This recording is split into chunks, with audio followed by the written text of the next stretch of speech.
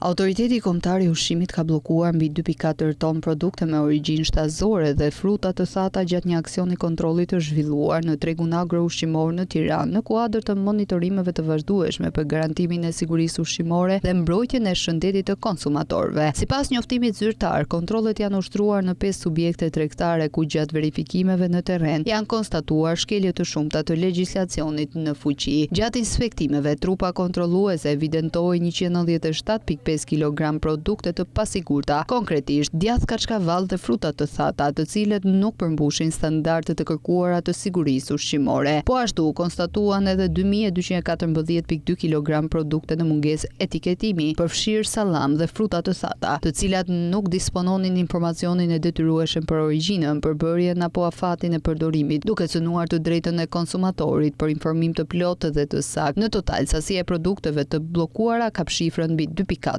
ton. Për shkeljet e konstatuara, Autoriteti Kombëtar i Ushqimit vendosi gjithsej 7 masa administrative në gjop për subjektet përgjegjëse për tregtim ushqimi të pasigurt, mungesë gjurmëshmërie dhe mungesë etiketimi. Vlera totale e gjobave të vendosura arrin në 1.600.000 lekë. AKU bëri me dije se kontrollet në terren do të vijojnë me intensitet dhe synime për të arritur sigurinë ushqimore në treg, për të forcuar zbatimin e standardeve ligjore dhe për të mbrojtur shëndetin e konsumatorëve.